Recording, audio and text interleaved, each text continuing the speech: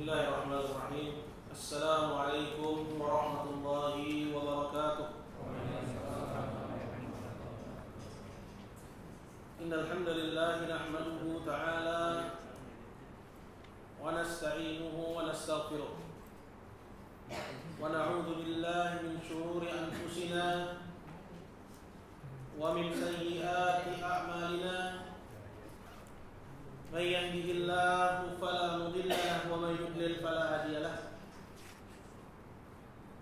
Asyhadu an la ilaha illallah wahdahu la syarika lahu wa asyhadu anna Muhammadan 'abduhu wa rasuluh.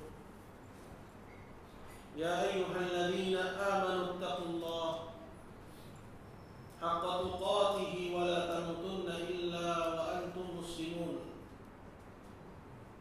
Amma ba'du, fa inna asdaqal hadits kitabullah ta'ala wa khairal hadi hadi Muhammadin sallallahu alaihi wasallam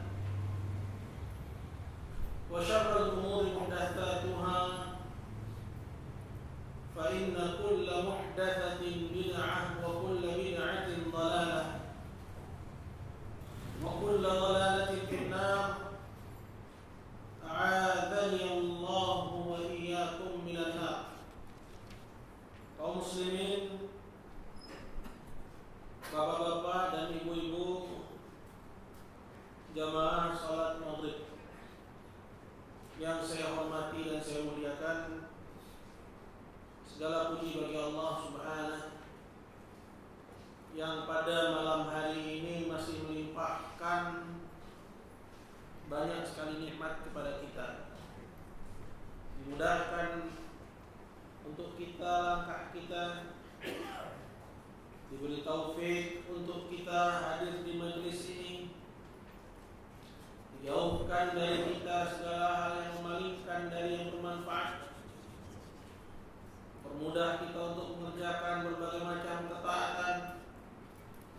Selain itu juga kemudahan untuk meraih ilmu nafi', ilmu yang bermanfaat. Ini semua pada hakikatnya adalah nikmat yang besar dari Allah. Dan nikmat, kalau kita pandai mensyukurinya, maka Allah Azza wa Jalla akan tambah. Fa in syakartum azidannakum wa la in kafartum inna 'adzabi lasyadid. Kalau kalian bersyukur, mensyukuri nikmat Allah, yaitu merasakan bahwa itu adalah semata-mata datangnya dari Allah. Ini yang pertama. Cuman kadang yang seperti ini gak sering kita hadir ke dalam hati. Kita merasa semua berjalan begitu saja. Kita lupa kalau sebenarnya nikmat itu dicabut oleh Allah Subhanahu wa ta'ala, betapa kita akan merindukannya. Kita akan merindukan saat-saat kita bisa mengerjakan salat dengan aman, misalnya, dengan badan yang sehat, misalnya, salat gak mikirin mau makan apa besok, berapapun ada duit di kantong, insya Allah nggak sampai kita nggak bakal makan, ya kan? Walaupun cuma tempe orek, tapi kita masih bisa makan. Intinya nggak diganggu sholat kita dengan hal-hal yang mencemaskan kita. Itu adalah nikmat. Jadi mensyukuri nikmat yang pertama adalah merasai bahwa nikmat itu semata-mata datang dari. Kemudian puji Allah, jangan lupa dimudahkannya kita untuk mengerjakan ketaatan, adanya panitia kajian yang memfasilitasi kajian, DKM yang mempermudah tempat untuk kajian. Kemudian ada orang-orang yang dengan sukarela untuk merekam kajian. Itu subhanallah. Kalau kita mau kumpulin satu persatu, susahnya bukan main. Coba salah seorang dari kita coba deh bikin kajian gitu. Hubungin masjid, kemudian hubungin ustadznya, ngajak orang untuk hadir ke majelis taklim. Itu luar biasa, berbong yang banyak gitu. Kita sekarang cuman disuruh datang bawa badan nyimak. Nikmat ya, nikmat dari Allah Subhanahu wa taala. Maka pujilah Allah Subhanahu wa taala akan nikmat.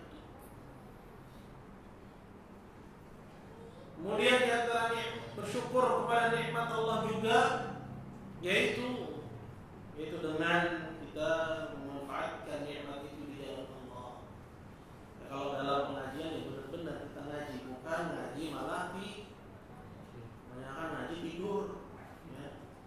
Khusyuk, gitu kan?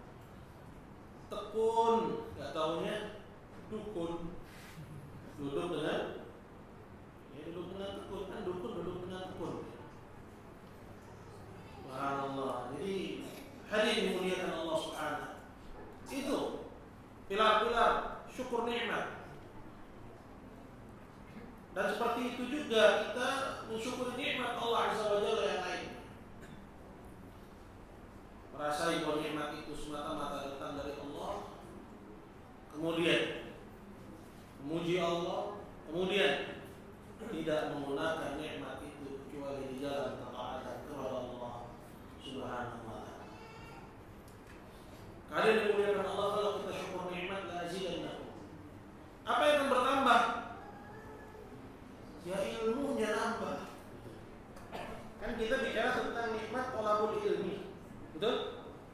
Kalau berapa tahun ngaji 10 tahun, ditanya pertanyaan dasar masih belum tahu juga. Berarti jangan-jangan nggak syukur nikmat dia. Ya. Dia nggak rasain itu sebagai nikmat dari Allah. Dia nggak puji Allah. Dia juga nggak syukuri dengan dia duduk belajar dengan benar. 10 tahun ngaji sunnah, apa makna la ilaha illallah? Boh. Haula wala quwwata illa billah. Jadi lazidannakum, pasti ditambah ilmunya. Ya. Akan naik level pemahamannya. Sebagaimana ustadznya naik pembahasan kitabnya, yang muridnya ikut naik timbangin dong. Ya, nanti insyaallah kita akan bahas juga kalau Allah beri kita kesempatan umur yang panjang, kitab-kitab yang lain yang juga penting dalam pelajaran seputar tauhid. Nah, itu sedikit mukadimah agar kita bersemangat dalam menuntut ilmu, utamanya ilmu tauhid. Kenapa sih tauhid itu penting? Jelas dong, tauhid itu yang paling penting. Kita mau ngomong semua disiplin ilmu, semuanya itu adalah berkhidmat kepada tauhid. Salat untuk siapa? Allah Azza wa Jalla. Wa aqimus salata li dzikri. Puasa untuk siapa? Allah. Zakat dibayar untuk siapa? Karena Allah. Haji juga dalam talbiyahnya apa bunyinya? Labbaik Allahumma labbaik, labbaik la syarika lak. Itu rukun Islam. Ya, yang 4. Yang pertama adalah syahadat la ilaha illallah. Nah, selain rukun Islam yang 4, itulah berbagai macam persoalan agama. Kalau rukun Islam yang 4 saja berkhidmat kepada tauhid, apalagi yang lainnya. Perkara tentang akhlak, birrul walidain, ya, al-khusyuk, kekhusyuan dalam salat, al-khauf, rasa takut kepada Allah Jalla wa Ala, rasa harap kepada Allah Jalla wa Ala. Semuanya, hatta dalam perkara ibadah dan juga muamalah. Ya, bikin muamalah, ya, jual beli, mengetahui hukum riba. Semua itu. Kenapa kita tinggalkan riba? Dalam rangka mentaati Allah. Jadi kalau kita mengerjakan amalan ketaatan, meninggalkan kemaksiatan, tapi tauhidnya belum betul, sama seperti orang Kristen masuk masjid, sholat diterima apa enggak? Tidak diterima oleh Allah Subhanahu. Makanya Nabi SAW, Allah Jalla wa Ala perintahkan as-salat, ya, dalam sebuah riwayat itu pada tahun ke-10 kenabian. Baru tahun ke-10 kenabian ada perintah as-salat, itu sholat 5 waktu. Kenapa? Agar tertanam dengan betul tauhid. Kata Syekh Shalih Al-Fauzan, kalau dalam kondisi seperti itu mereka sudah diperintahkan sholat, sedangkan tauhid belum tertanam, maka la tuqbal, sholatnya diterima oleh Allah Subhanahu wa ta'ala. Pentingnya tadi. Jadi kalau kita ditanya apa sih pentingnya tauhid? Agar ibadah kita diterima oleh Allah. Apa aja ibadah itu? Termasuk juga thalabul ilminya kita nih. Ya, keluarnya kita dari rumah, duduk di masjid, mendengar kajian, itu dalam rangka ibadah. Itu juga harus dimurnikan untuk Allah Subhanahu wa ta'ala semata. Seperti itu. Maka tauhid yang pertama dan dialah pondasi dari semua ibadah. Sampai urusan jihad.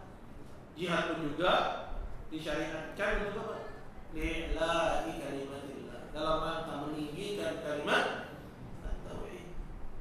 Dalam rangka meninggikan kalimat at-tauhid.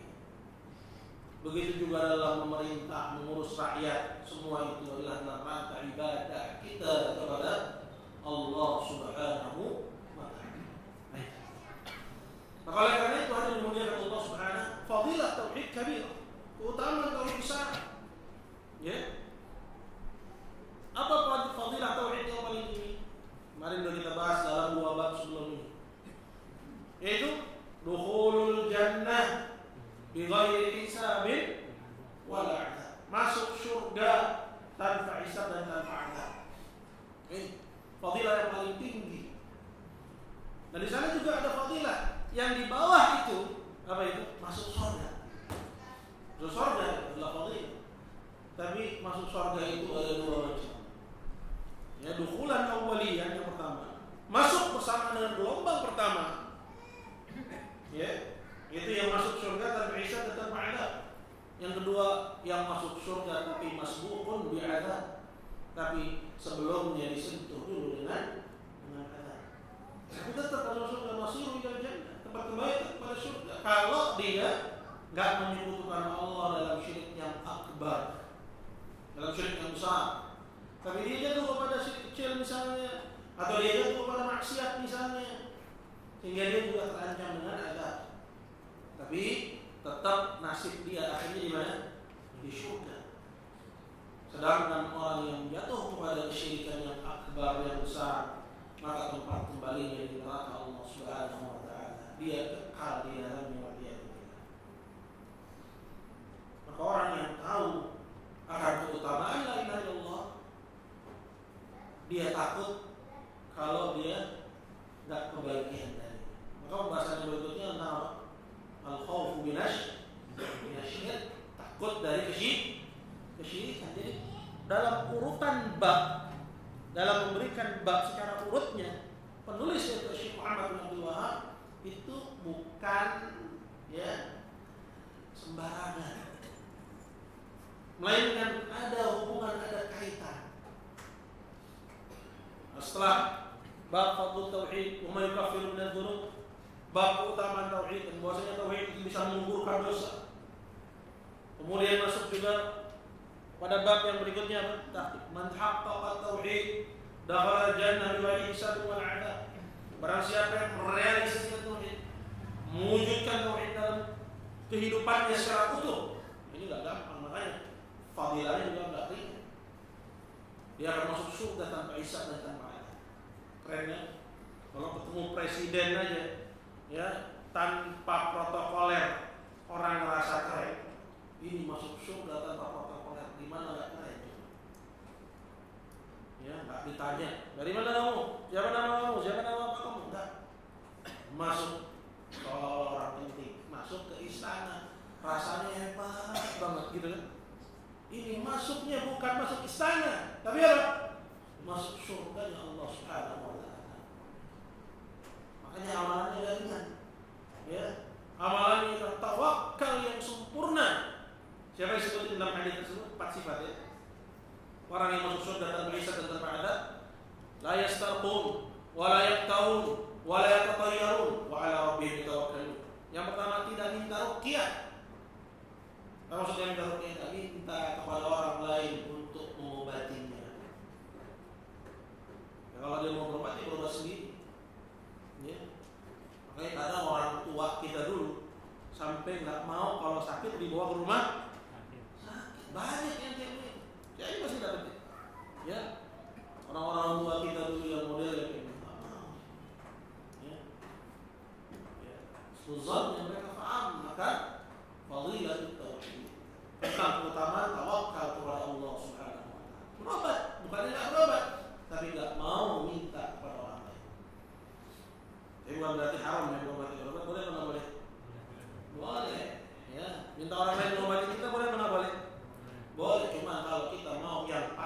minta jangan repotin orang lain.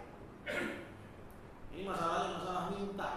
Sampai-sampai orang yang diambil oleh Nabi SAW baiat ya dalam perkara ini ya untuk tidak minta apapun kepada siapapun, ketika jatuh cemeti mereka dari tunggangan, mereka tidak nyuruh budaknya yang mengambilkan, melainkan mereka turun sendiri tunggangannya dan mengambilnya sendiri. Harus begitu ya, tawakal. Ya, tak mau merepotin. Layak tahu, tidak juga melawan pengobatan dengan metode kai, dengan metode ya dilumpuhkan besi panas. Saya tahu kalau sekarang apakah bisa dipadankan dengan laser atau yang misalnya Allah. Itu di antara itu pengobatan Islam. Namun Nabi SAW tidak suka dengan kai. Kemudian yang ketiga, wala yatatayyarun. Mereka tidak melakukan tatayyur. Apa itu tatayyur? Mengaitkan yang dilihat, yang didengar, yang diketahui dengan nasib. Tanggal 13 apa katanya? Siap. Angka 4 bangku terbalik siap. Ya, rawan duduk di pintu rumah, berat dulu. Ya, kupu-kupu masuk. Ada tamu. Ya. Apalagi bulu mata jatuh, ada yang naksir. Ya, tangan gatal mau nerima duit. Tatayyur seperti itu. Ya, tatayyur. Asalnya itu dari Zadul Tayyib. Orang Arab dulu kalau mereka mau melakukan sesuatu, mereka halau burung itu dihalau. Disuruh terbang. Ya. Itu lihat kalau terbangnya ke kanan optimis. Ya, dia lakukan apa yang dia kerjakan. Kalau burungnya terbang ke kiri, maka dia urungkan apa yang dia ingin kerjakan. Itu tatayyur. Ini masuk dalam kategori khurafat, ya takhayulat, ya yang dulu diperangi oleh para pendahulu dakwah tauhid ini bukan sekarang aja. Ya, Muhammadiyah sudah mendahuluinya, Persis sudah mendahului, jangan GR lagi. Seolah-olah kita doang yang buat tauhid. Ya, bahkan ya di Sumatera Barat itu, ya kaum Padri sudah mendakwahi. Ya, membawa dakwah seperti yang dibawa oleh Syekh Muhammad Ibn Abdul Wahab rahimahullah ta'ala, merangi segala macam virus yang dulu populer dengan istilah TBC, ya, takhayul, ya, apa? Bid'ah dan khurafat. Udah dari dulu gitu. Ya. Bukan baru muncul sekarang ini ya. Enggak. Ya, dari dulu sudah ada dakwah seperti itu. Kembali pada pembahasan kita. Jadi mereka ini la yatatayyarun. Kemudian diikat dengan yang keempat. Apa itu? Wa 'ala rabbihim yatawakkalun. Dan kepada Rabb-nya saja mereka bertawakal. Tawakal itu adalah ya seperti yang dijelaskan oleh ulama adalah tafwidul amri ila Allah. Menyerahkan urusan kepada Allah Subhanahu wa taala. Mafi'il asbab disertai dengan ikhtiar kita bahasa ini. Ngambil sebab, kalau orang itu bilang apa? Ikhtiar. Tapi ikhtiarnya al-ma'dzum biha syar'an, yang secara syariat diizinkan. Ya, enggak mencuri dibilang ikhtiar, jual diri dibilang ikhtiar. Ikhtiar enggak. Bukan ikhtiar itu namanya. Ya, tapi ya itu zina, itu maksiat. Tapi ikhtiar yang ma'dzum biha syar'an, diizinkan secara syariat. Ma'athiqati billah, dengan kepercayaan yang penuh kepada Allah Subhanahu wa taala. Nah, itu tawakal. Ya, jadi tawakal itu ketergantungan hati kepada Allah disertai dengan ikhtiar. Kemudian percaya penuh bahwa hasilnya adalah ya terserah Allah Subhanahu wa taala. Nah, itu ayyuhal habibul mulia. Mereka inilah yang akhirnya yang disebut ya mentahqiqkan tauhid, merealisasikan tauhid, sehingga jazanya, balasannya, pahalanya juga besar. Apa itu? Tadi dukhulul jannah wa hisab al-ba'd. Masuk surga tanpa hisab al-ba'd.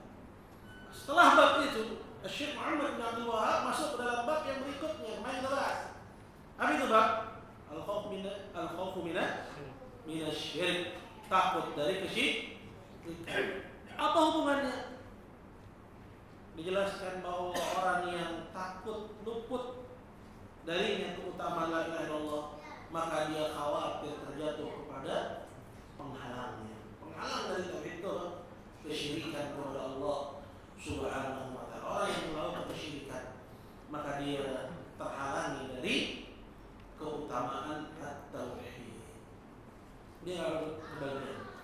Ya, apakah dia tidak masuk surga sama sekali kalau perbuatan syirik akbar, syirik besar, atau dia masuk surga tapi tidak didahului dengan masuk neraka kalau perbuatannya adalah kesyirikan dari jenis syirik asghar atau jatuh kepada al-ma'asi wa dzunub, kemaksiatan dan dosa, di mana kemaksiatan dan dosa itu merupakan pintu gerbang dari kekufuran. Seperti itu. Ya, para ulama menjelaskan maksiat dan dosa, ya, itu jangan remehkan itu. Karena Allah Jalla wa Ala juga berfirman dalam Al-Qur'an Al-Karim, kata Allah Tabaraka wa Ta'ala, "Afara'aita man ittakhadha ilahahu hawa." Beritakan kepadaku tentang orang-orang yang mengambil hawa nafsunya sebagai ilah. Berilah. Ngapain dia? Dengan memperturutkan hawa nafsu.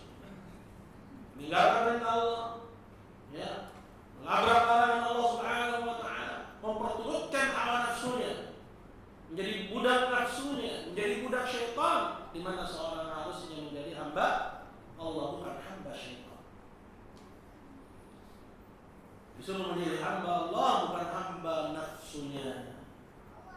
Sedangkan ayat tadi mengatakan man ittakhadha ilahahu hawa, orang yang mengambil hawa nafsunya sebagai ilah. Sedangkan kita disuruh mengambil Allah saja sebagai ilah. Sedangkan dia mengambil Allah sebagai ilah, dia juga ambil hawa nafsunya sebagai ilah. Berarti dia punya berapa ilah?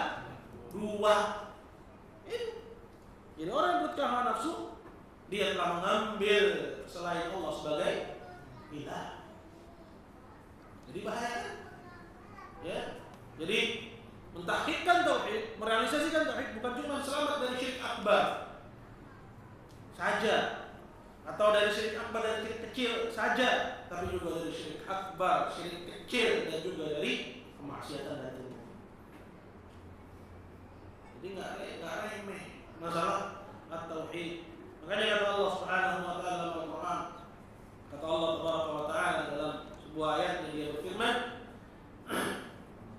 apa itu ayatnya sebentar? Allah musta'an. Laika lahumul amnu, bukannya? Kata Allah Jalla wa Ala, ya, tentang orang-orang walladzina amanu wa lam yalbisu imanahum bidzulmin, adalah orang-orang yang beriman lantas dia tidak kotori keimanannya dengan kezaliman. Mereka orang yang mendapatkan keamanan, mereka orang-orang yang mendapatkan petunjuk, mendapatkan keamanan dan mendapatkan petunjuk. Beriman dan tidak dia kotori keimanan dengan kezaliman.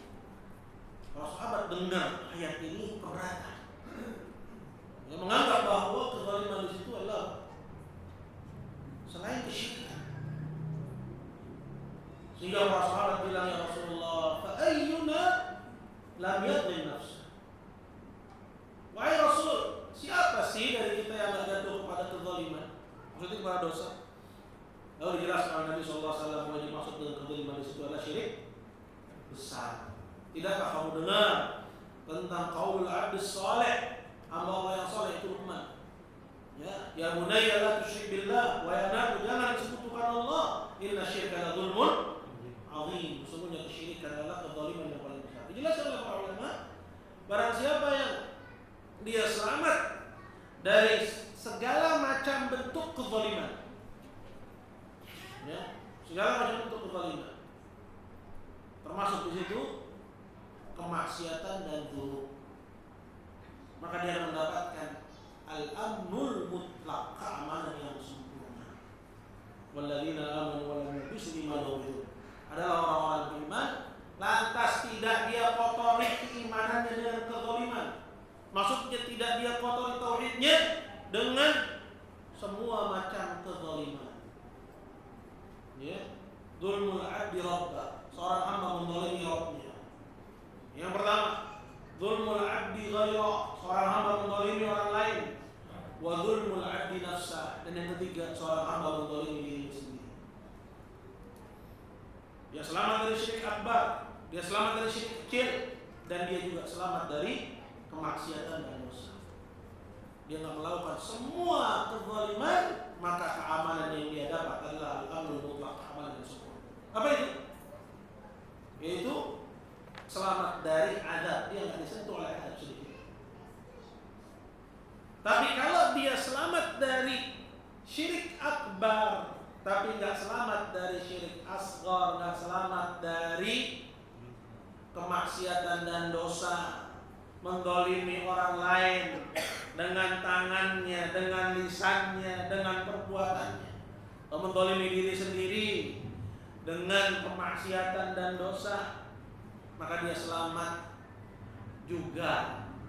Cuman keamanan yang dia dapat yaitu mutlaqul aman, keamanan yang nakis, yang kurang. Dia dapat juga keamanan. Namun keamanan yang dia dapat bukan keamanan yang sempurna, melainkan keamanan apa? Yang kurang. Artinya apa? Dia tetap bakal masuk surga. Cuman ya dia akan disentuh oleh azab terlebih dahulu. Akibat apa? Akibat dia juga jatuh kepada kezaliman yang lain selain dari syirik. Tapi kalau orang itu ya jatuh kepada syirik akbar, dia enggak mendapatkan keamanan sama sekali, dia kekal di neraka jahanam. Alladzina amanu adalah orang-orang yang beriman, walam yalbisu imanahum bihi. Dan dia tidak kotori keimanan yang beriman. Berarti target yang pertama, selamat dari syirik akbar dulu.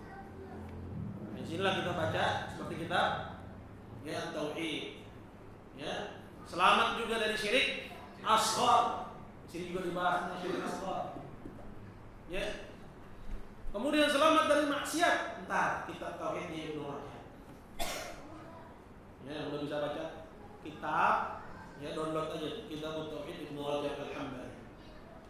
Itu tauhidnya mengikis, ya, mengikis noda-noda tauhid dari yang berupa kemaksiatan dan dosa. Insyaallah terkikis. Maka sasaran kita itu bukan cuma meninggalkan syirik akbar udah selamat buat. Enggak, belum. Ya. Ada yang pengen ngerasain azab neraka. Sebentar aja, sebentar. Enggak lama-lama. Ya. Enggak ada seorang pun kita ingin disiksa di neraka Allah. Betul? Ya. Maka kita harus meninggalkan kesyirikan dari yang besar dan kecil dan juga maksiat. Itulah seorang muwahhid yang sempurna. Ya, seorang ahli tauhid yang sempurna. Dia bukan hanya meninggalkan syirik akbar, syirik kecil saja, tapi juga maksiat dan dosa kepada Allah Azza wa Jalla.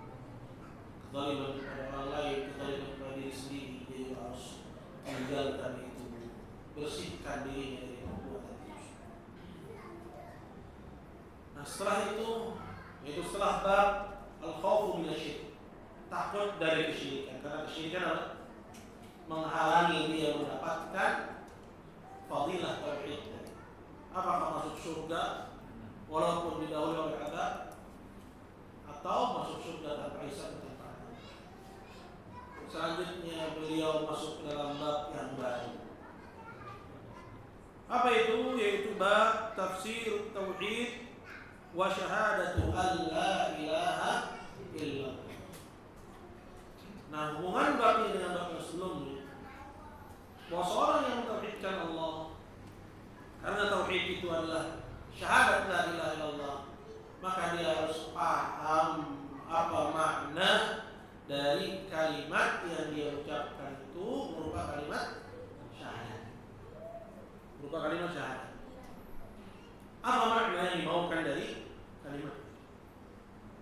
Kenapa bab ini jadi penting?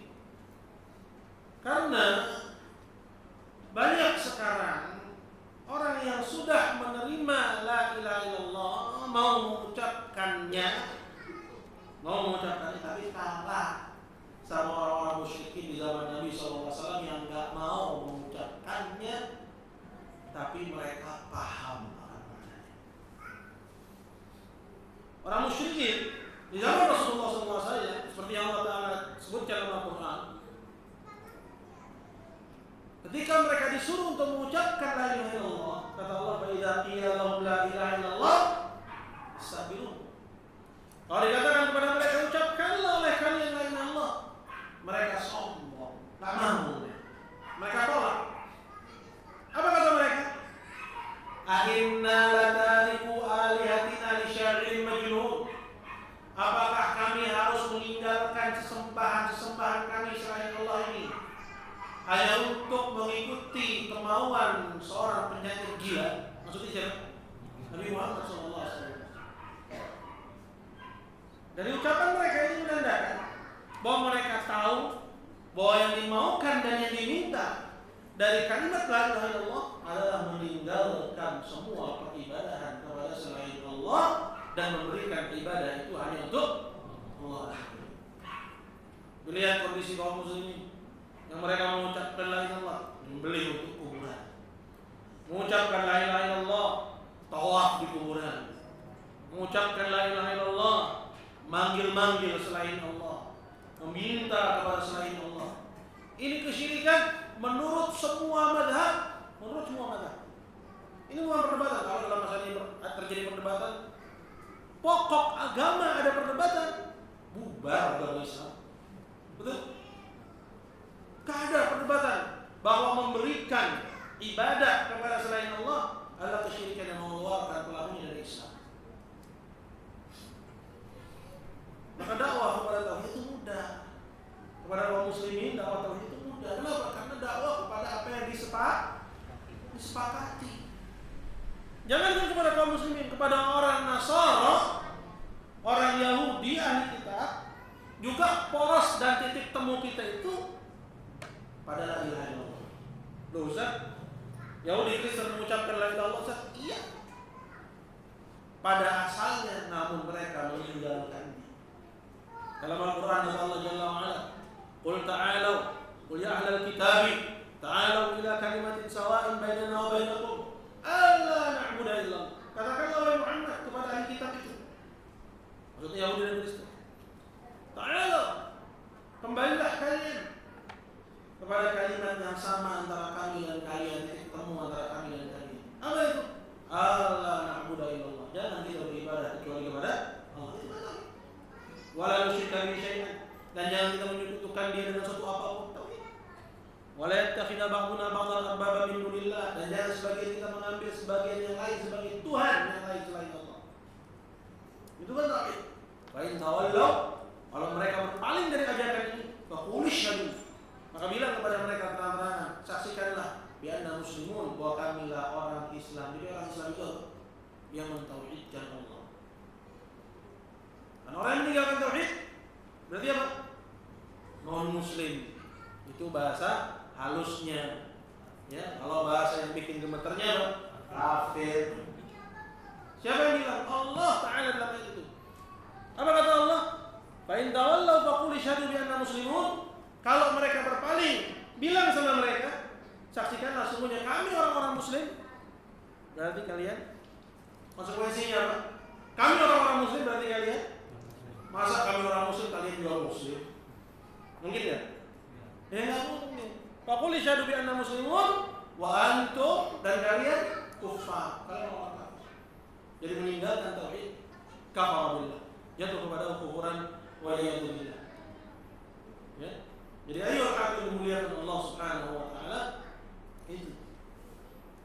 Maka orang, ya, kata Syekh Muhammad dalam risalahnya Kasyfus Syubuhat, fala khaira fi rajulin, maka tidak ada satupun kebaikan pada diri seorang yang orang kafir Quraisy lebih ngerti daripada dia akan makna dari kalimat la ilaha illallah.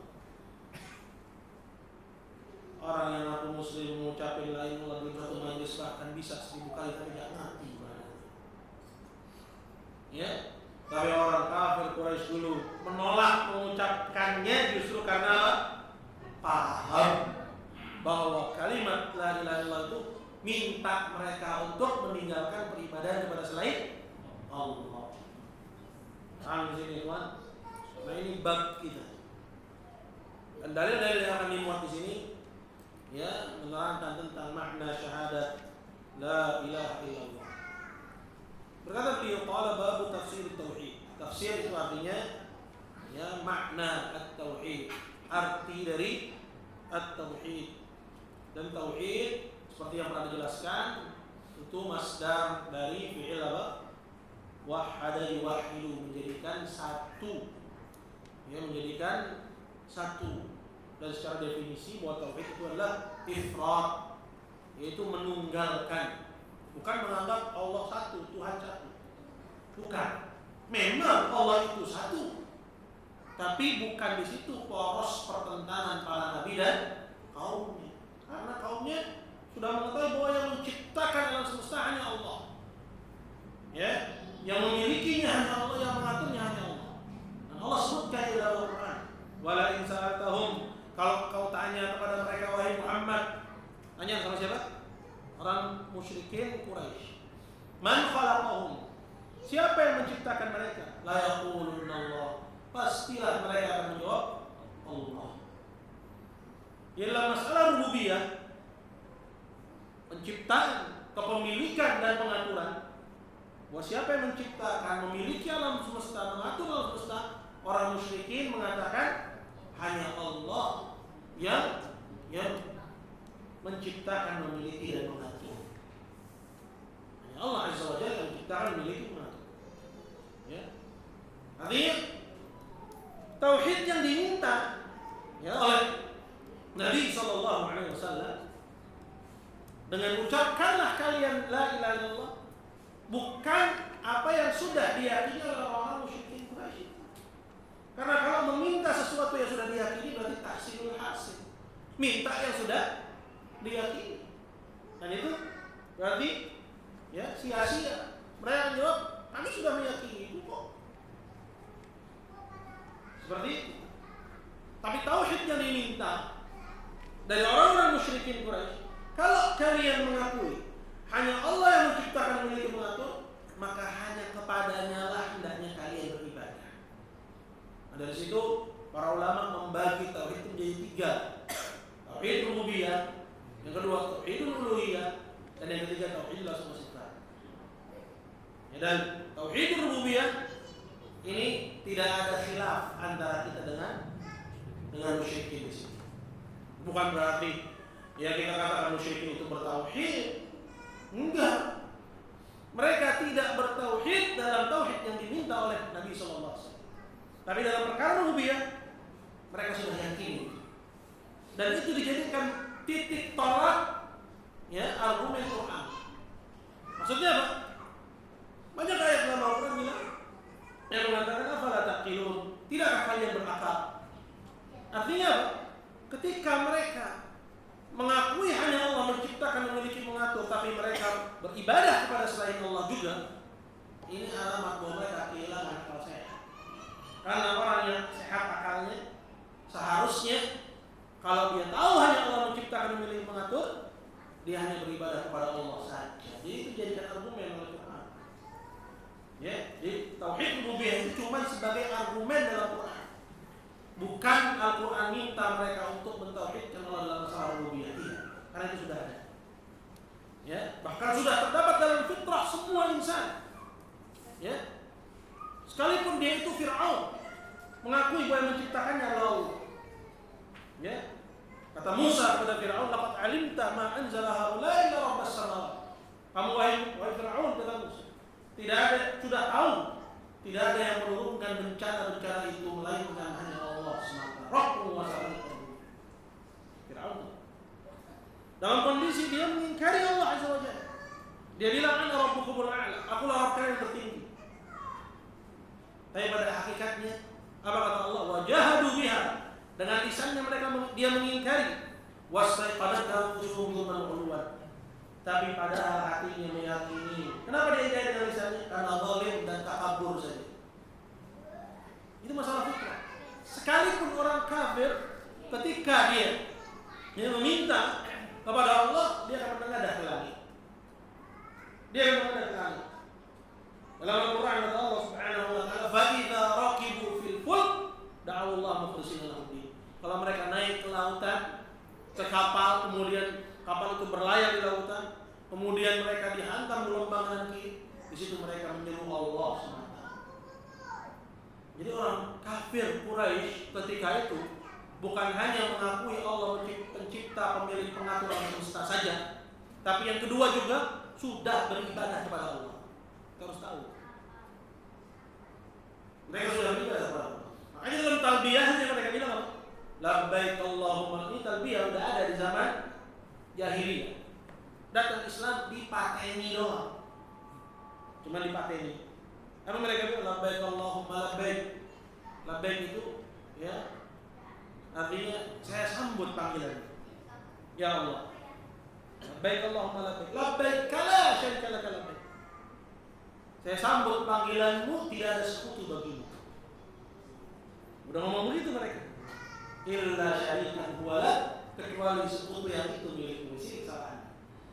Jadi mereka sudah menganggap dan sudah meyakini bahwa hanya Allah pencipta alam semesta segala isinya, pemilik alam semesta segala isinya, pengatur alam semesta segala isinya.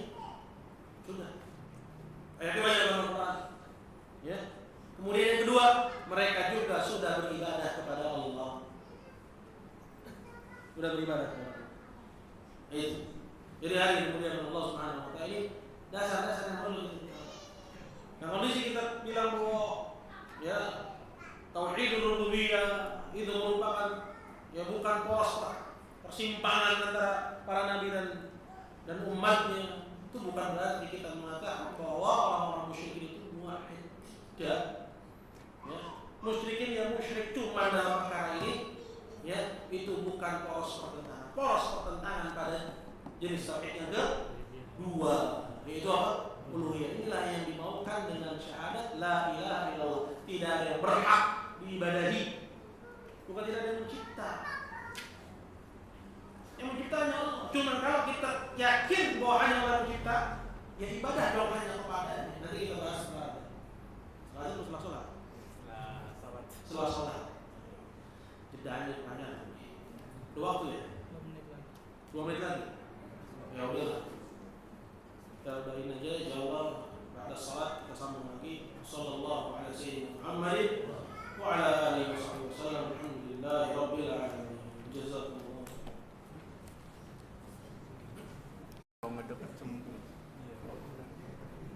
Bismillahirrahmanirrahim.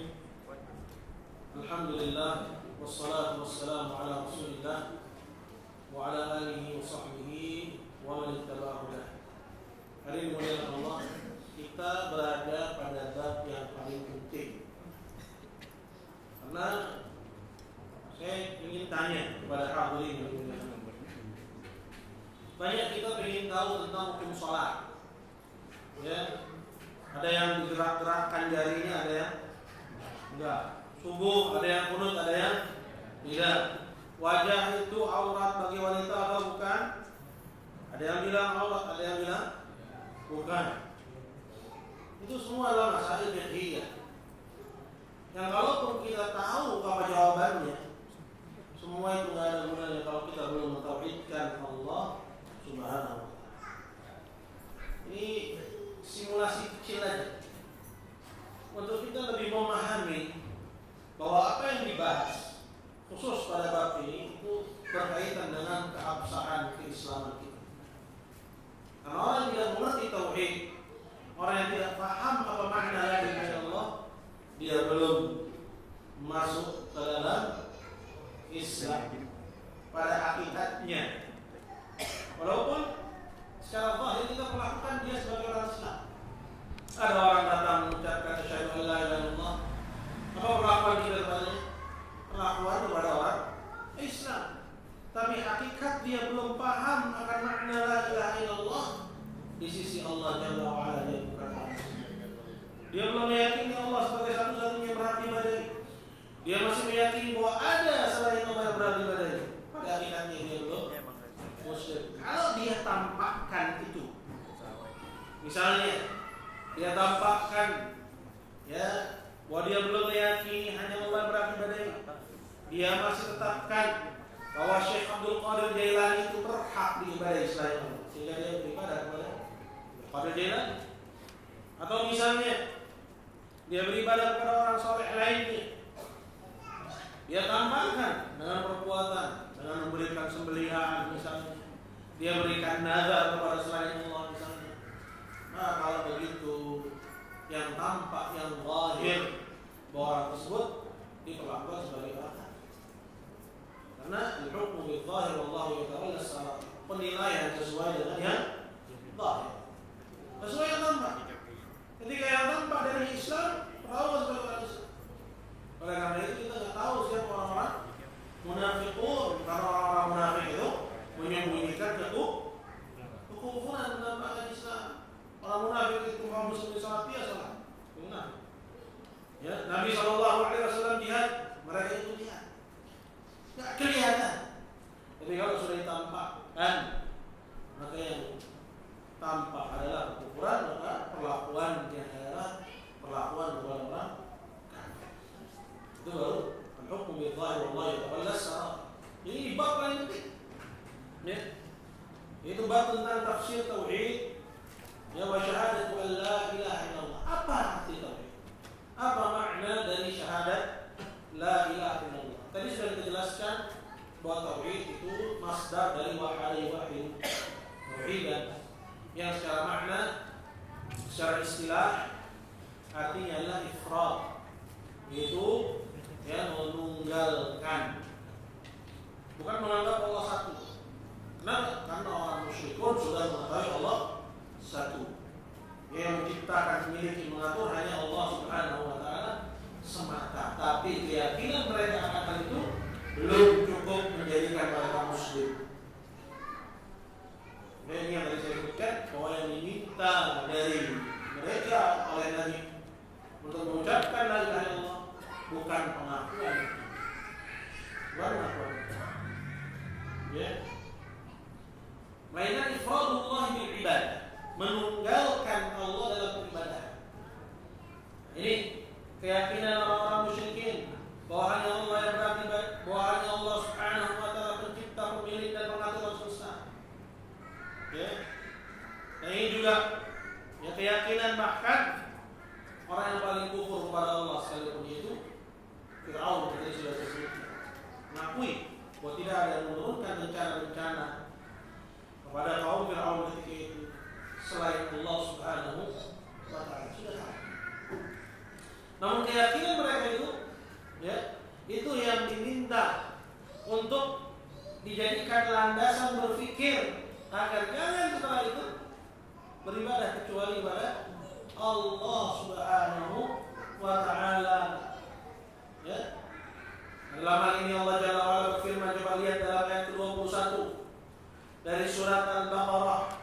Di situ Allah Jalla wa ala berfirman, ya ayyuhan nasu ubudu rabbakum. Yang dipanggil ini sekalian manusia, disuruh untuk beribadah kepada Rabb. Wahai sekalian manusia, beribadahlah kalian kepada Rabb kalian. Rabb itu yang menciptakan, memiliki, mengatur. Kemudian disebutin di antara khususiyah rububiyah itu, karakteristik rububiyah itu, alladzi khalaqakum min khalq, menciptakan, yang menciptakan kalian, walladzina min qablikum, dan orang-orang sebelum kalian juga Allah yang ciptakan. La'allakum tattaqun. Alladzi ja'ala lakumul arda firasyan was samaa binaa. Dia jadikan bumi ini bisa untuk ditinggali, firash, bisa untuk ditinggali. Ya. Was samaa binaa, dan langit sebagai bangunannya. Allah juga yang menjadikan. Wa anzala minas samaa'i ma'an, dan dia turunkan dari langit air yang tercurah. Ya. Anzala minas samaa'i ma'an fa akhraja bihi minats thamarati rizqan lakum. Yang dari air itu Allah keluarkan tumbuh-tumbuhan sebagai rezeki bagi kalian. Pengaturan, ciptaan, pengaturan, dan juga ya secara praktis adalah kepemilikan, karena yang menciptakan dialah yang memiliki. Dia menurunkan rezeki, dia juga yang memiliki. Akhraja minas samai, fa'anzala minas samai ma'an fa'akhraja bihi minas samawati rizqan. Dari air itu dia keluarkan untuk kalian buah tumbuh-tumbuhan sebagai rizki bagi kalian. Kemudian ditutup ayatnya, fala taj'alu lillahi andadan wa antum ta'lamun. Maka jangan kalian jadikan bagi Allah tandingan-tandingan. Maksudnya tandingan dalam ibadah. Sedangkan kalian mengetahui, artinya sedangkan kalian mengetahui bahwa Allah tidak memiliki tandingan dalam penciptaan, kepemilikan, pengajaran. Maka Ibnu Katsir dikutip oleh Syekh Muhammad dalam Ushul Salasah. Ibnu Katsir al-khaliqu li hadhihi al-asya', yang menciptakan ini semua, huwal mustahiqqu lil ibadah. Dialah yang berhak untuk menerima peribadahan dari kita. Jadi sekali lagi bahwa tauhid itu ifradullah bil ibadah, menunggalkan Allah dalam peribadahan. Apa artinya? Yang ibadah cuma kepada Allah. Itu tauhid. Dasarnya karena hanya Dia yang menciptakan, memiliki, mengatur alam semesta dan segala isinya. Seperti itu. Ya, karena hanya Dia yang menciptakan, memiliki, mengatur alam semesta dan segala isinya, ya juga hanya kepada Dia kita beribadah. Nah, ajarkan Nabi untuk mengucapkan syahadat qulu la ilaha illallah tuflihu. Ucapkan oleh kalian la ilaha illallah, kalian yang benar. Bukan permintaan agar mereka mengakui Tuhan itu Allah, pencipta itu Allah, pemilik itu Allah, pengatur itu Allah. Karena itu tidak ada dalam keyakinan. Cuma meminta agar mereka berpikir, kalau kalian sudah tahu hal ini, yuk jangan ibadah kecuali kepada Dia. Betul. Maka tauhid adalah ifradullah bil ibadah, memurnikan atau menunggalkan Allah dalam peribadahan. Jelas sampai sini ya?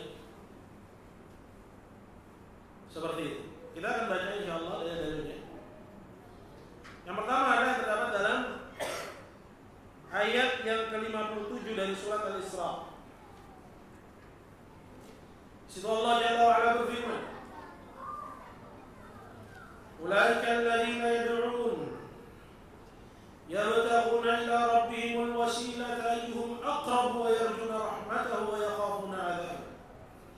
Inna 'adzaba rabbika kana mahdhura."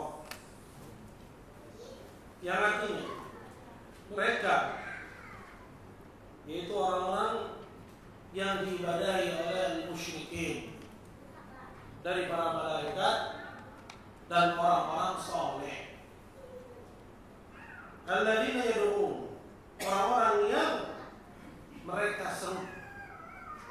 Itu disuruh oleh siapa? Orang-orang musyrikin, diibadahi oleh orang-orang musyrikin.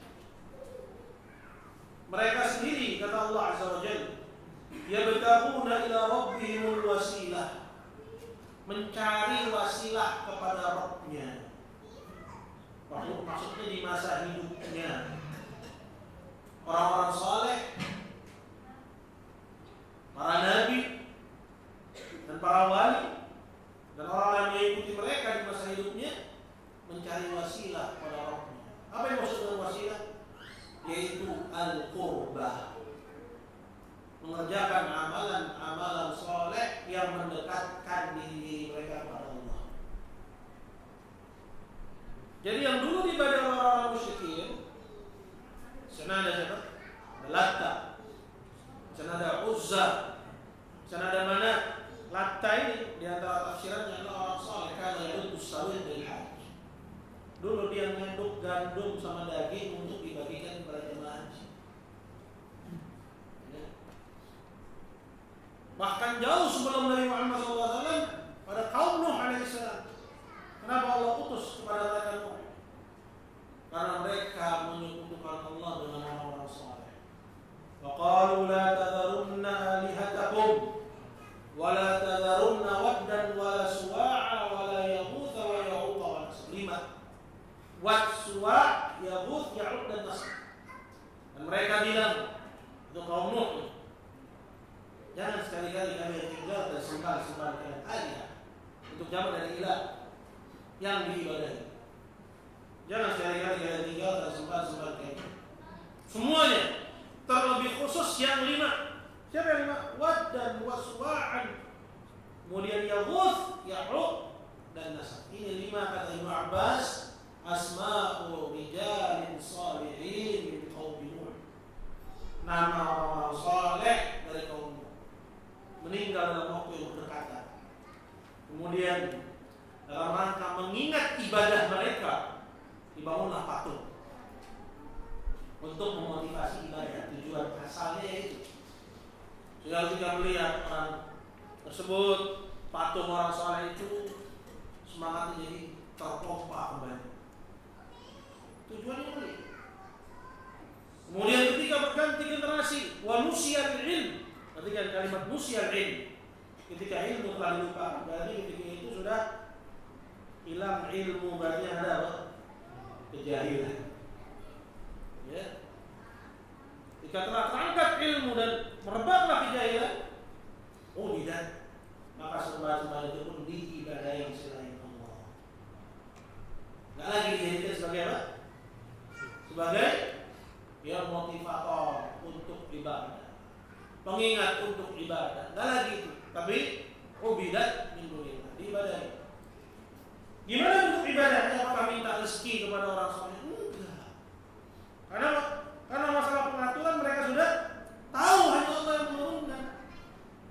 Ya, hujan dari langit, menumbuhkan dari air itu tumbuh-tumbuhan, rezeki bagi kita dan bagi ternak dan piaraan kita, sehingga kita juga makan dagingnya, kita minum susu.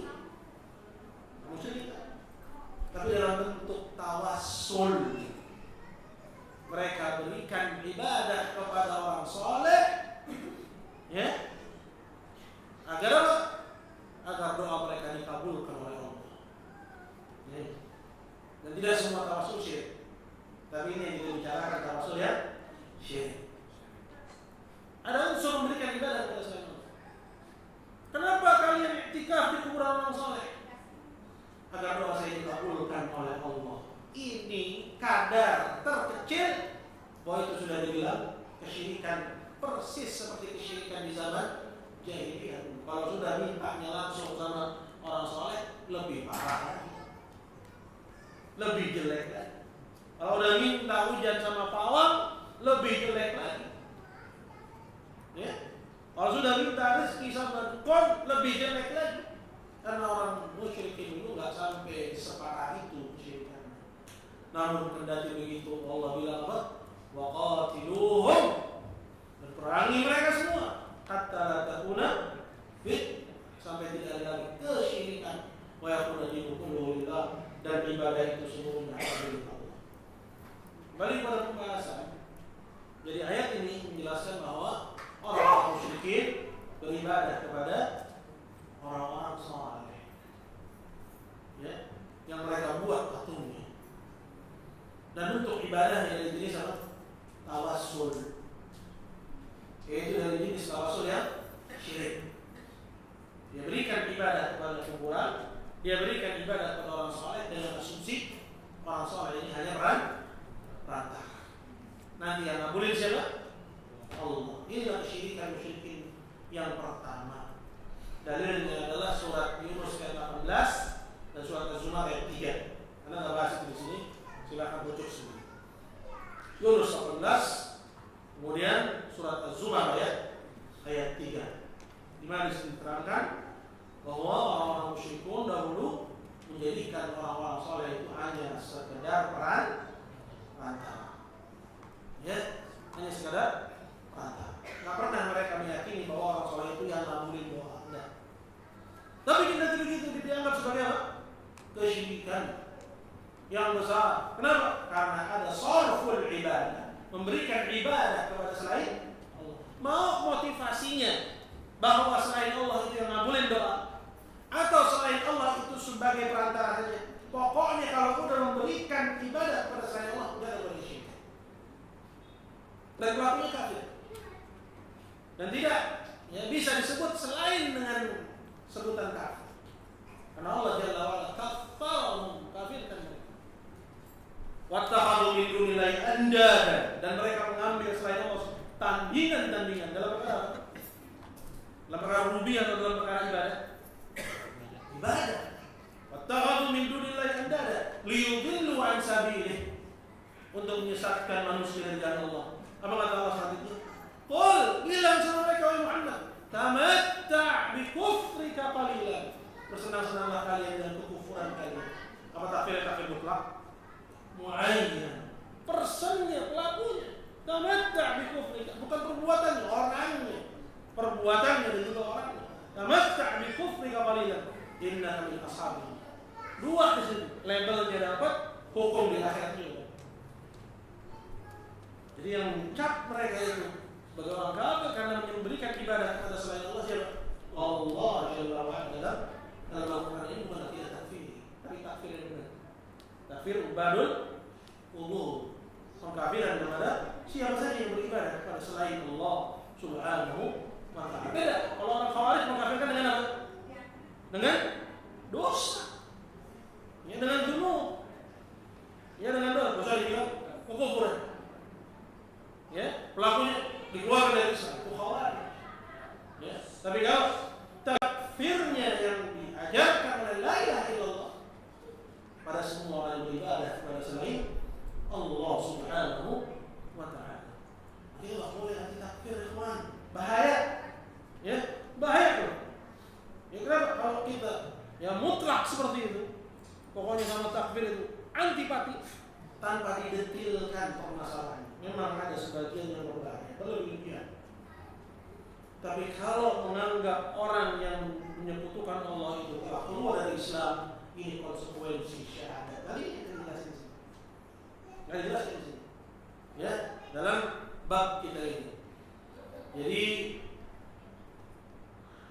perkara ya kufurnya ubadul qubur, kafirnya orang yang beribadah kepada selain Allah, itu adalah konsekuensi dari syahadat la ilaha illallah. Bagian orang bilang, saya nggak mau ngafirin orang. Salah. Kamu harus mengkafirkan siapa saja yang dikafirkan oleh Allah dan Rasul.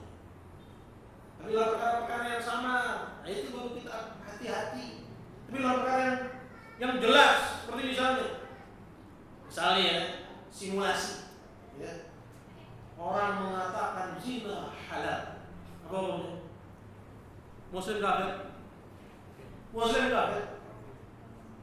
Zina halal ini. Ada ragu kita? Menghalalkan zina. Atau dia bilang sholat tidak wajib Pak sekarang. Ada ragu kita? Ragu nggak?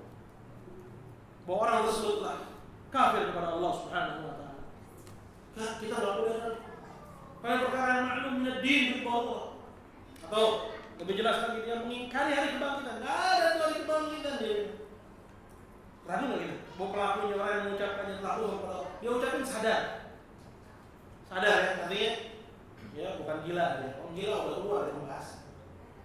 Ya, dia sadar, berakal, kemudian tidak ada paksaan, dia ucapkan ya ucapan kekufuran.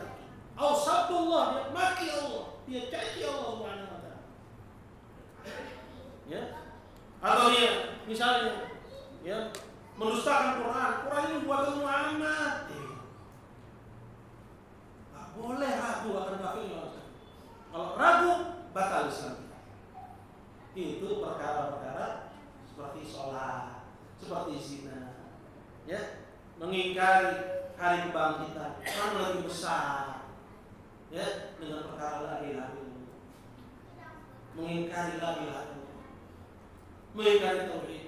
Kalau mengingkari sholat saja, ijma' salaf sepakat dengan orang yang meninggalkan sholat tahawunan karena malas, meninggalkan karena malas. Ya, orang tersebut kafir, telah batal Islam. Lantas gimana lagi dengan orang yang meninggalkan tauhid, sedangkan tauhid adalah fondasinya sholat.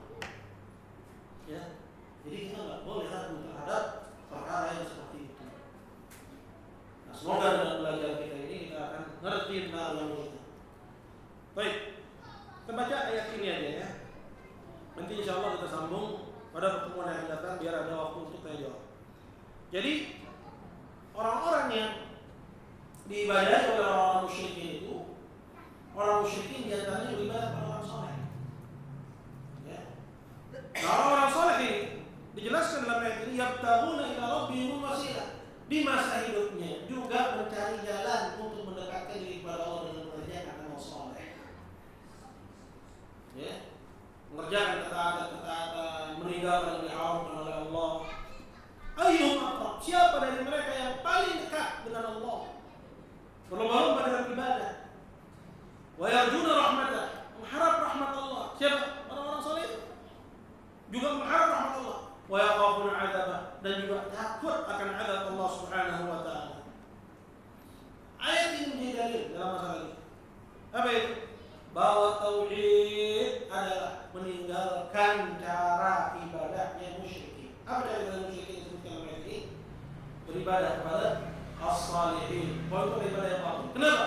Karena orang-orang soleh saja mengharapkan rahmat Allah, takut akan azab Allah.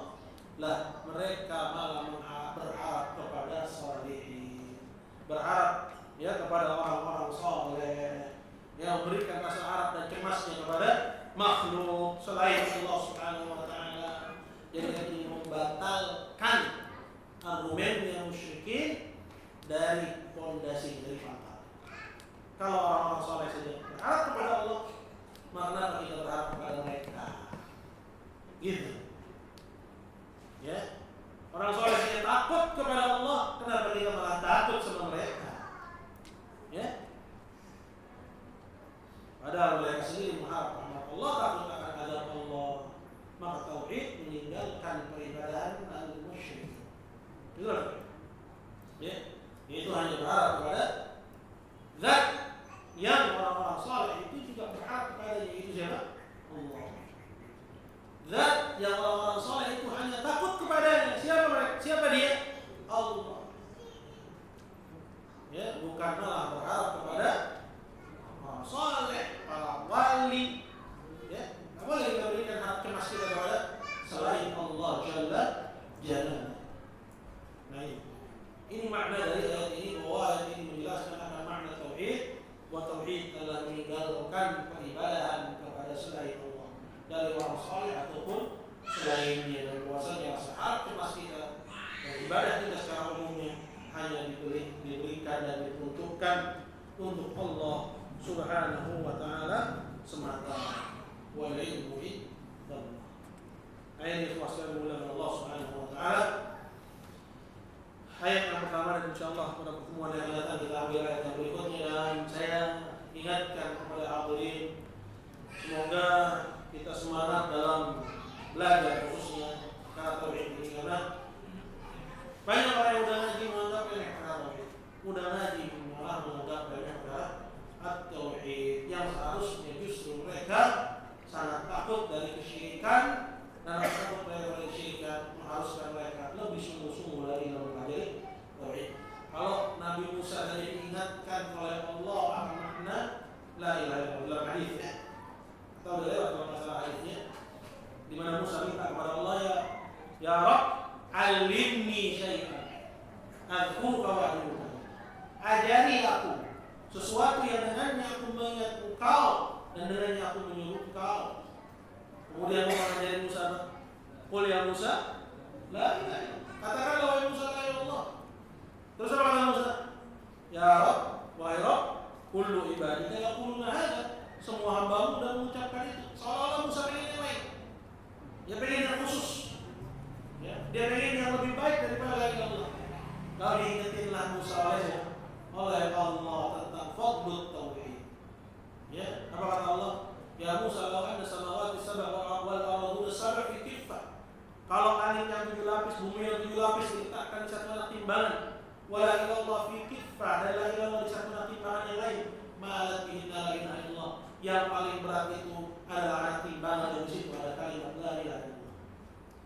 Langit yang 7 lapis, bumi yang 7 lapis, kalah sama tauhid yang murni.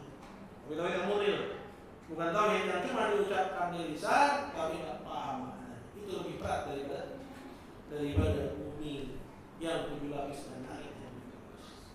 Jadi sungguh kita belajar tauhid. Kalau Musa diingatkan, Nabi SAW berlindung begitu juga Ibrahim berlindung kepada Allah dari kesyirikan. Maka gimana kita yang malah ya bukan seperti mereka derajatnya, tapi meremehkan dalam belajar agama. Takut dengan konsekuensinya, takut sama takfir. Ya akhi, takfir itu bagian dari la ilaha illallah. Nggak mungkin antum belajar tauhid kemudian antum nggak mau nyentuh masalah takfir. Betul nggak? Ayat tadi sudah kita baca. Fa in tawallaw faqul asyhadu bi anna muslimun. Kalau mereka berpaling dari la ilaha illallah, maka saksikanlah bahwa sesungguhnya kami orang muslim. Dari konsekuensinya apa? Di luar itu muslim juga kali. Jadi jangan antipati, banyak yang antipati, kita jangan, biarin aja yang antipati, jadi kita jangan. Wallahu a'lam bishawab. Kalau pertanyaan saya bisa berapa?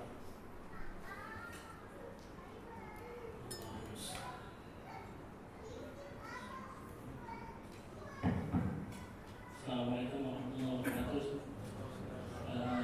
Mohon pencerahan ya Ustaz. Maka orang yang melanggar perintah Allah sudah terjatuh dalam kekufuran, kan? Seperti tadi kan Ustaz contohkan tidak sholat, tidak melaksanakan sholat, ya. Nah, ini mana perintah Allah, larangan Allah, contohnya tidak boleh memilih pemimpin yang Yahudi atau Nasrani. Karena ini ada yang Muslim, cuma mereka tidak melaksanakan, mereka melabrak larangan tersebut. Apakah yang seperti ini sudah termasuk terjatuh dalam kekufuran atau belum? Ini politik. Kan larangan-larangan yang lain banyak. Contohnya itu aja. Pokoknya dilarang khamar, mesir gitu, tapi mereka mengerjakan atau Ada perkara-perkara yang zahirah. Ya, ulama membagi perkara yang zahirah. Itu yang jelas, terang.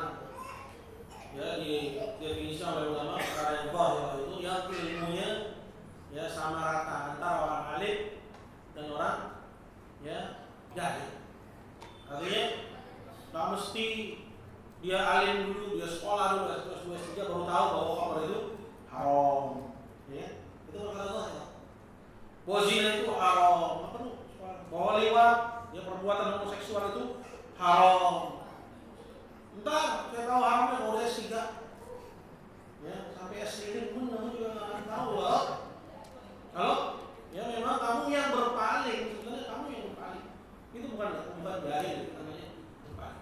Ini perkara zahir, ya baik larangan atau perintah. Itu pengertiannya tadi. Itu perkara yang diistilahkan juga dengan maklum minad din bil darurah. Darurat diketahui itu bagian dari agama. Wajibnya sholat, ya, wajibnya menutup aurat. Adapun tafasil pendetilan menutup auratnya, ya, apakah seluruhnya, apakah boleh menampakkan wajah, mungkin orang jahil dalam. Tapi dalam Islam wajib menutup aurat semua, ya, semua. Ini para sahabat. Nah ini mengingkarinya. Yang mengingkarinya kufur kepada Allah Subhanahu wa taala. Ya. Mengingkari misalnya mengatakan bahwa khamr itu halal. Kecuali kalau dia baru masuk Islam. Maka dikasih tahu. Ya, atau dia tinggal di pedalaman. Sampai pada informasi bahwa khamr itu halal, babi itu khamr itu haram, babi itu haram. Enggak sampai pada informasi. Ya. Enggak ada internet di sana, enggak ada WhatsApp yang ya broadcast kajian. Ada tempat seperti itu sekarang. Ya, makanya itu Syekh Shalih Al-Fauzan bilang, sarana iqamatul hujjah, penegakan hujjah dulu di zaman Islam yang pertama itu dengan jihad. Nah, ketika jihad zaman ini itu, ya, di banyak tempat terhenti karena tidak terpenuhi sebabnya. Ya, karena dhaful muslimin, lemahnya kaum muslimin, ya. Atau terikat perjanjian damai dengan kufar sehingga wajib untuk berpegang juga, ya. Kalau mereka berpegang dengan yang itu, wajib bagi kaum muslim juga untuk berpegang. Boleh kita melanggar itu. Ya, itu bagian dari akhlak seorang muslim kepada orang lain. Sehingga kita terpenuhi. Tapi Allah ganti sarana penegakan hujah itu dengan wasail, dengan sarana teknologi informasi. hingga sampai ya ke tempat yang paling terpencil sekalipun informasi bahwa di sana ada Nabi Muhammad, ada kitab namanya Al-Quran. Ya. Sampai dengan lughatihim, dengan bahasa mereka. Di dalam ya bentuk kata para ulama yang kalau mereka mau mencari tahu, mereka bisa cari tahu. Artinya bahasa itu sudah sama seperti bahasa mereka. Dikirim kepada misalnya orang yang berbahasa Indonesia, Quran bahasa Indonesia. Dalam Quran disebutkan tentang haramnya khamar, ya, haramnya babi misalnya. Lebih daripada itu, ya, daripada perkara haramnya zina dan seterusnya adalah haramnya kesyirikan. Maka kalau dalam perkara misalnya wajibnya salat, haramnya zina, haramnya khamar, itu sudah masuk dalam kategori ma'lumun din Allah. Mengingkarinya kufur, apalagi dengan orang mengingkari. Sedangkan ya Al-Quran yutla, Al-Quran dibaca di mana-mana. Cuma yang ada ini Allah, yang ada sekarang ini Allah. Udah dikasih tahu Allah. Ya. Nah, kalau dia mau cari tahu tinggal dia buka Al-Quran dia. Cuma mereka tidak mau. Jadi ya kalau dia mengingkari misalnya wajibnya sholat, batal Islam. Tapi kalau dia misalnya tidak mau sholat, ya, ini menurut pendapat salaf, ya, ada yang mengatakan bahwa dia mukmin tapi dia jatuh kepada kabirah min al-kabair, dosa besar. Dia mukmin dengan keimanannya pasti disebabkan dosa besar. Kalau misalnya zina, atau misalnya khamar, ya, kalau dia bilang khamar itu halal, batal Islam. Kalau dia bukan orang baru masuk Islam, bukan orang yang tinggal di pedalaman yang tidak tersentuh dengan ya sarana informasi, teknologi informasi, batal Islam. Tinggal di tengah Jakarta ada orang udah sholat, Idul Fitri ikut beli baju baru, bilang apa? Ya, zina halal, Pak. Ya, batal Islam. Kalau dia mengucapkannya sadar, harus ada point. Sadar. Artinya dia bukan orang gila, bukan. Sadar. Kemudian yang kedua, dia tak dipaksa untuk mengucapkan kufuran. Jadi mukhtar dia ucapkan itu, ya dengan apa? Mukhtar itu dengan tanpa paksaan. Seperti itu. Maka Islam. Kalau dia tidak tobat, gimana tobatnya? Dengan meyakini, ya, apa yang dia tinggalkan, balikkan dari apa yang dia tinggalkan. Kalau dia anggap bahwa zina itu halal, dia harus yakini zina itu halal. Kalau kufur disebabkan mengingkari malaikat, dia anggap malaikat cuma simbol kebenaran. Ya, tidak ada makhluk Allah yang namanya malaikat, tidak ada makhluk Allah yang namanya iblis. Itu cuma simbol kebenaran dan simbol ya kejahatan. Ya. Maka taubatnya dengan mendatangkan apa yang tadi dia ingkari. Jadi juga kalau dia melakukan kesyirikan, taubatnya dengan ya mendatangkan apa yang tadi dia tinggalkan. Tapi kalau misalnya dikasih tahu ini haram zina, tapi dia terjatuh karena hawa nafsu, udah tahu, saya tahu haram, bisa nggak kuat, bisa tadi. Maka dia jatuh pada maksiat, dia minal ma'asi, dan pelakunya tidak kafir. Kufur tapi kufur asghar, namun ya dia tidak keluar dari Islam. Dia terancam dengan azab, hanya terancam. Apabila Allah berkehendak memaafkan dia begitu saja, dan apabila Allah berkehendak Allah akan hukum dia sesuai dengan dosanya, kemudian masih kemudian jannah, tetap kembali ke surga Allah. Itu kalau dia yakini ya bahwa zina itu haram, tapi dia tergoda. Jadi beda antara mengingkari yang maklum dan juga Allah dengan sekedar terjatuh, Kira-kira saya bilang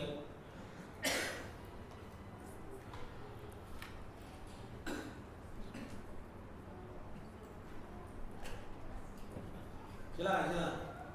Ayo.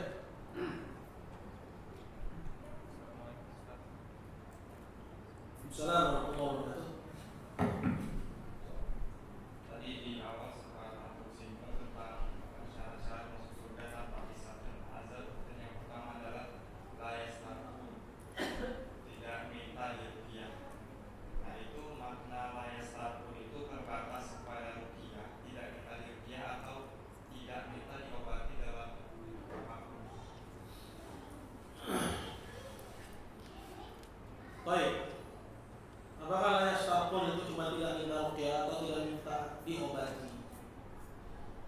Dan penjelasan ulama bahwa kriteria yang keempat itu mengikatnya tiga yang pertama. Yang keempat itu wa'ala rabbihim yatawakkalun, dan kepada Rabbnya mereka hanya bertawakal. Jadi para ulama bahas bahwa dalam minta kepada manusia itu terdapat tiga makasih, tiga perusahaan. Yang pertama adalah zulmul abdi rabbah, atau zulmul abdi nafsah. Dengan minta kepada orang, dia itu menzalimi dirinya, dia hinakan dirinya, padahal Allah telah muliakan dia. Karena pada perbuatan minta-minta itu dapat zul, dapat hinaan. Ya, sedangkan dia harus hanya menghamba kepada Allah semata. Kemudian yang kedua, termasuk perusahaan minta-minta juga kepada manusia adalah dzulmul abdi ghairah, dia menzalimi orang lain. Udah ngerepotin orang dia. Ya. Dan yang ketiga, fi nawm min syirk, terdapat unsur dari kesyirikan. Dari sisi mana? Dari sisi bahwa dia menghinakan dirinya selain di hadapan Allah Jalla wa'ala. Maka dari alasan ini masuk ke dalam perbuatan semua minta kepada makhluk. Maka dalam hadis yang lain disebutkan, sudah saya sebutkan, bahwa Nabi sampai mengambil baiat dari sahabatnya setelah tauhid, menegakkan salat. Nabi ambil baiat dari para sahabat bahwa alla tas'alun nasa syai'an, hanya minta kepada siapapun apapun boleh minta. Jadi minta apapun kepada orang itu qadah, aib, ya, mencederai la ilaha illallah. Bagi orang yang menginginkan kesempurnaan tauhid, sampai sebegitunya dalam Islam. Ya, bahwa hanya bertawakal kepada Allah. Termasuk itu minta ya diobati, walaupun bukan dalam metode ruqyah. Karena kalau menyebutkan yastarqun, ya, itu terdapat makna tolak. Dalam bahasa Arab, kalimat yang didahului dengan ya alif sin dan ta itu terdapat makna tolak, minta-minta. Itu tercelanya perbuatan minta-minta dalam Islam. Jadi yang mengikat itu yang terakhir, wa'ala rabbihim yatawakkalun. Seperti itu. Jadi masuk juga ya minta diobati walau bukan minta ruqyah. Kalau minta ruqyah secara nas.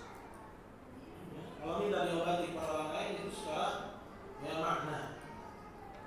Ya, kan dalamnya perbuatan minta kepada makhluk yang terdapat tiga makasih tadi. Tapi apakah artinya nggak boleh minta, Ustaz? Nggak boleh minta diobati sama dokter misalnya? Boleh. Ya, cuma kalau kita ingin mendapatkan keistimewaan dari kita harus hati-hati dari perbuatan minta kepada makhluk. Ini cuma meraih yang afdal. Lalu meraih mana yang paling utama? Jadi kalau kita meninggalkannya, kita meninggalkan yang afdal saja, bukan meninggalkan yang wajib.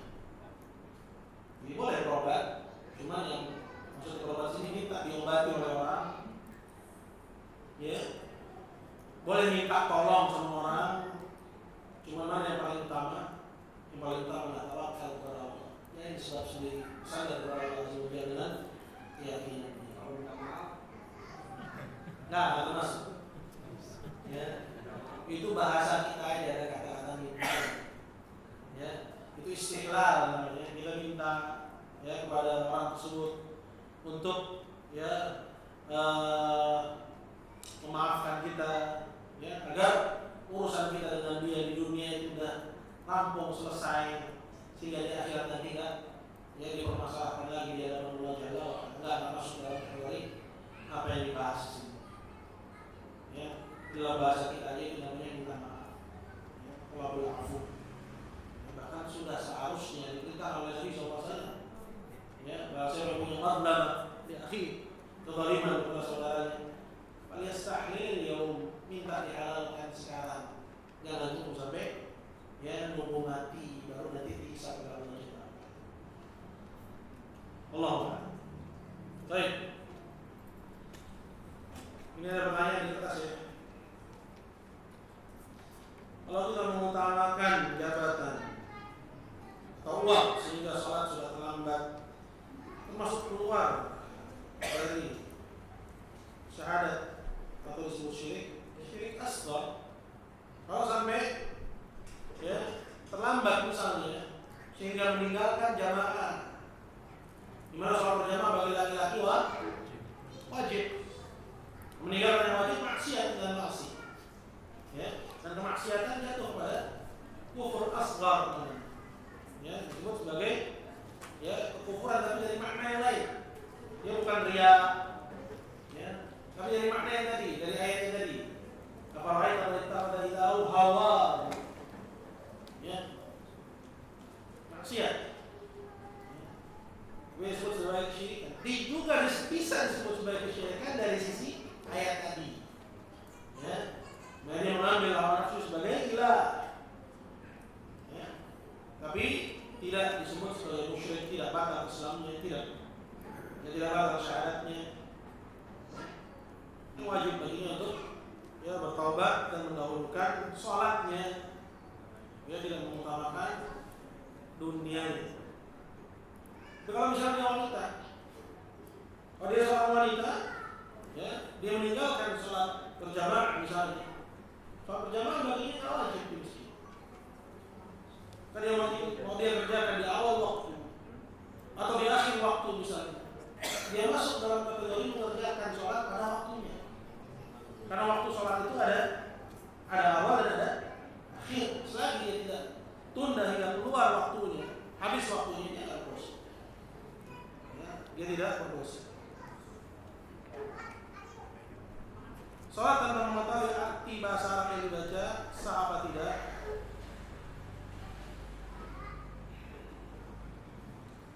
Mengenai sahnya sholat, itu kembali pada rukun-rukunnya.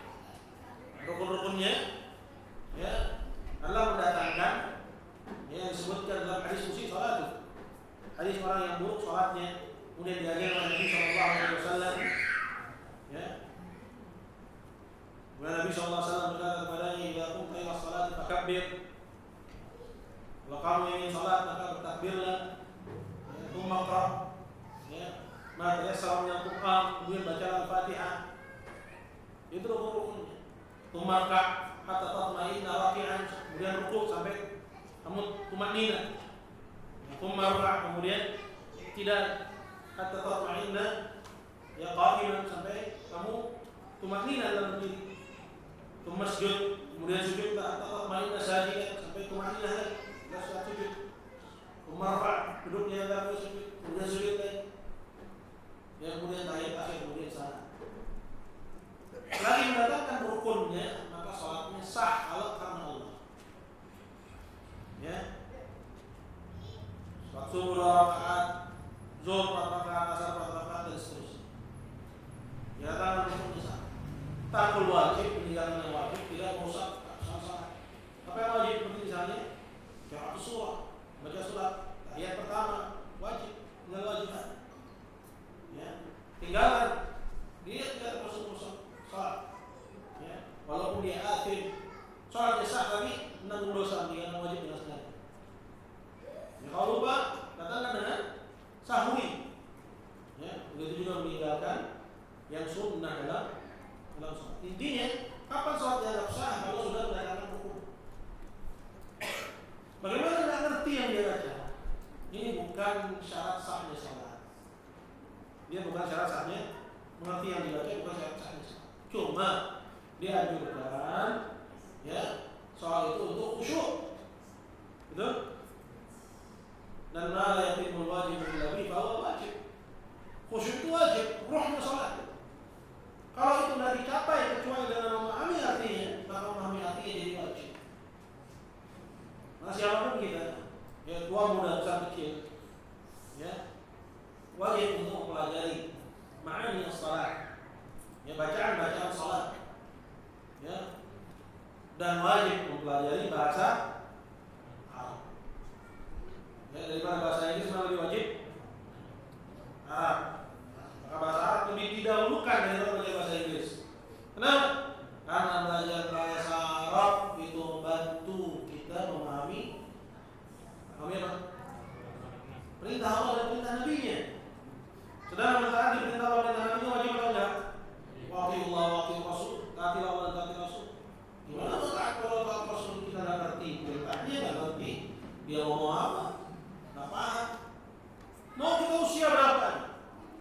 belajar, walaupun nggak bisa, gitu kan? Insya Allah ada pahalanya. Insya Allah bisa. Ya, jangan kita makan sama propaganda orang-orang dulu belajar nahu gila apa? Enggak. Buktinya kita, alhamdulillah nggak jadi gila.